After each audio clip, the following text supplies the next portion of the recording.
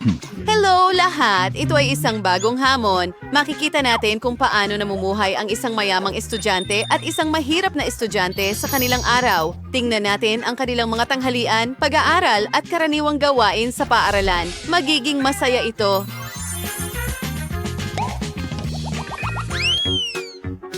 Ito si Nicole. Mahirap ang kanyang pamumuhay, pero nakakahanap pa rin siya ng positibo. Sa umaga, sa halip na alarm clock, tumutulong tubig ang gumigising sa kanya. Sa pamamagitan nito, maaari na rin siyang maghilamos agad. Hindi mo na kailangang bumangon mula sa kama. Isinuot ni Nicole ang kanyang tsinelas at naghahanda para sa paaralan. At ito naman si Brittany na mayaman. Galing siya sa sinaunang royal na pamilya. Iba ang buhay niya kumpara kay Nicole. Ang kanyang katulong ang gumigising sa kanya tuwing umaga.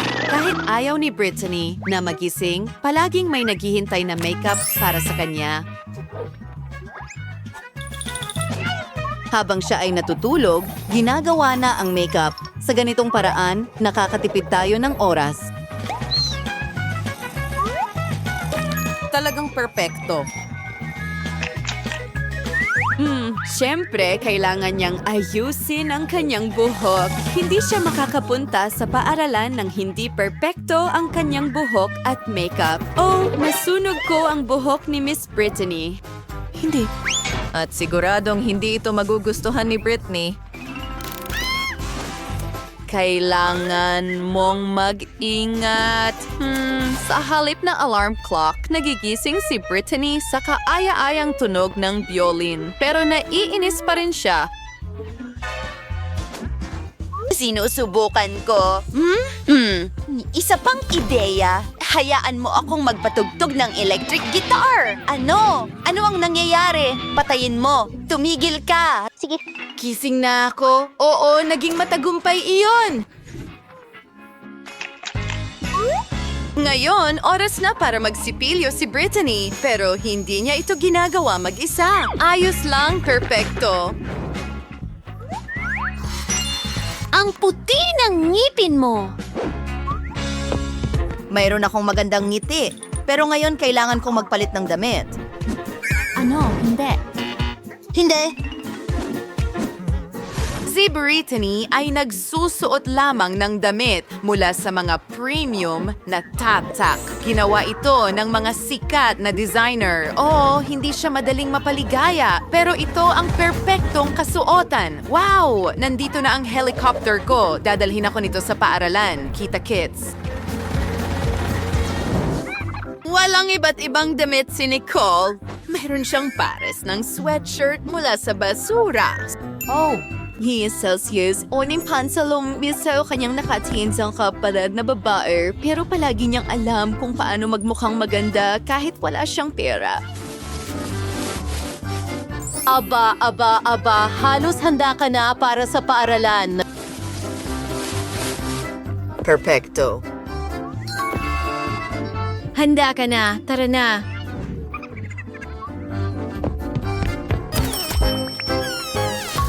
Oh, magkaiba sina Brittany at Nicole, pero pareho silang pumapasok sa parehong paaralan. Heto na ang unang klase. Si Brittany ay may modernong laptop na uso at si Nicole ay kailangang magdala ng lumang computer.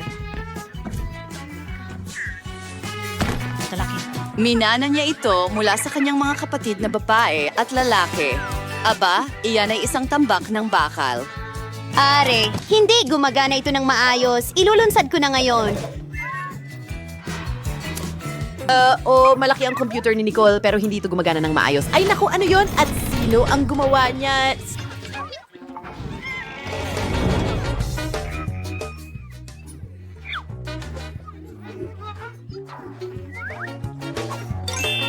Ang dami lang talagang alikabok. Huwag mag-alala. Oops! Nako, lagot ka. Oh, Kamusta lahat? Heyo kakilakilabot, Butler? sige. Kailangan ko ng pulang carpet. Handa na akong maglakad dito. Mas mabuti. Ang pangit na upuan. Butler, palitan mo ang upuan ko. Oh, hindi katulad ng iba, si Brittany. Kailangan niya ang lahat ay pinakamaganda, pinakamahusay na damit, mesa, upuan, notebook, alahas. Oh, nandito na ang guro. Brittany! Ano yon? Butler, umalis ka dito! Paaralan ito, hindi palasyo ni Brittany. Kakilakilabot. Malapit nang magsimula ang pagsusulit sa matematika. Malakas si Brittany sa fashion, kagandahan at kayamanan pero hindi sa matematika. Gusto niyang mangarap. Sam, Tiyak na hindi magkwenta ng mga ekwasyon. Oh, nanaginip ako. Pagsusulit. Si Nicole sa kabilang banda ay mahilig mag-aral ng math, physics at lahat ng asignatura sa paaralan. May naisip ako. Mayroon akong drone sa aking bag. Ilabas natin ito. Oh, at ilulunsad ko ang drone. Oh. Tingnan natin ang tamang sagot sa pagsusulit. Nahanap ko na. Oh, oo. Perpekto. Siguradong makakakuha ako ng A.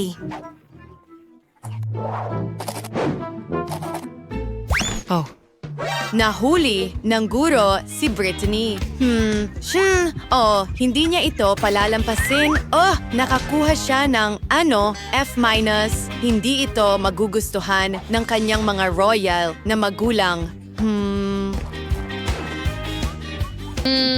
Tingnan mo, sino yon?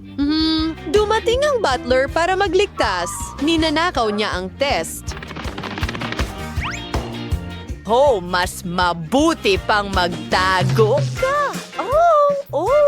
Ano ito? Perpektong butler. Ayos na ako ngayon. Hindi ko talaga iniisip na ganon. Mas mabuti ito.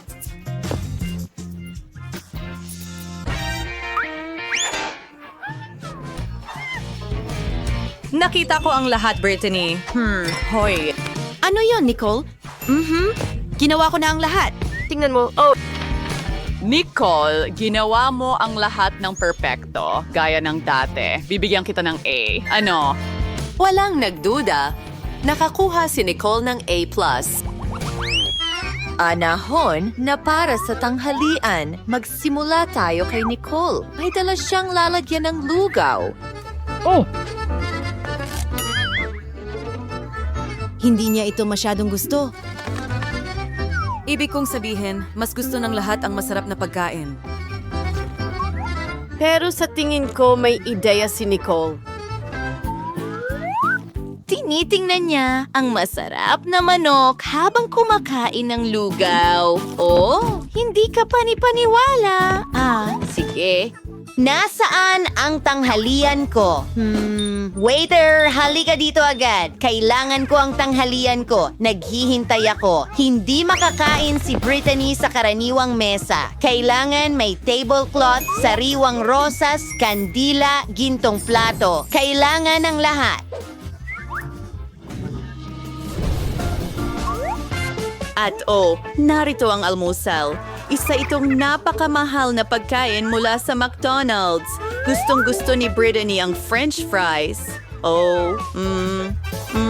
Napakasarap niyan. Yum, yum. Ito ba ay burger? Subukan natin. Kahanga-hanga! Hindi ka panipaniwala! At Coca-Cola. Gustong-gusto ko ito. Grabe. Well, si Nicole ay maaari lamang mangarap nito. Ang tanghalian ni Brittany ay walang sinabi kumpara sa kanya. Kapag tapos na si Brittany sa kanyang tanghalian, bumabalik siya sa klase. At si Nicole ay maaaring tapusin ang lahat para kay Brittany. Mayroong ilang French fries at kahit isang burger. Bon appetit, Nicole. Sa tingin ko, magugustuhan mo ito. Kumusta? Masarap? May natira pang Coke? Well, ilang patak lang ay sapat na para kay Nicole. O... Oy! Wow, ang sarap nun! Masarap! Ano? Isang party? Oh, ang galing yan! Kailangan kong magbihis para sa party. Pero, ano ang isusuot ko? Wala akong maganda? Hindi? Ano ang maiisip ko? Tama. Gagawa ako ng damit mula sa makukulay na trash bag.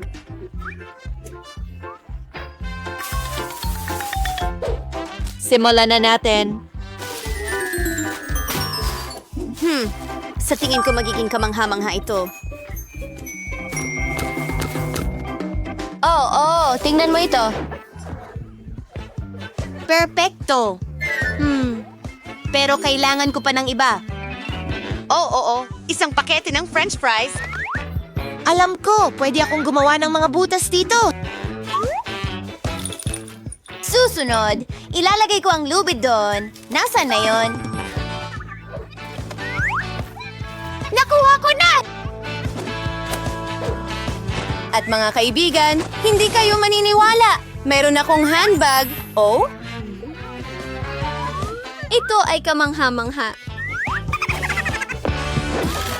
Ang mga party sa paaralan ay palaging napakaingay. Oh! Well, sir, kasama ni Britney, ang kanyang mga cool-late na kaibigan. At medyo clumsy si Nicole. Nadumihan si Britney. Oh, hindi. Lahat ay tumatawa sa kanya. Wala nang gustong makipagkaibigan sa akin ngayon. Hindi na ako magiging sikat! Brittany, pasensya na! Isang ideya. Kailangan ko ng kurtina. Gagawa ko ng bagong damit para kay Britney. Brittany, tumayo ka. May naisip ako. Gagawa ko ng bagong damit para sa'yo. Handa na. Wow, ang ganda ko. At makakabalik na ako sa party. Oh! Wow, ang galing nun! Ngayon, lahat ay pwedeng magsaya at mag-enjoy sa party na ito. Ang galing mo!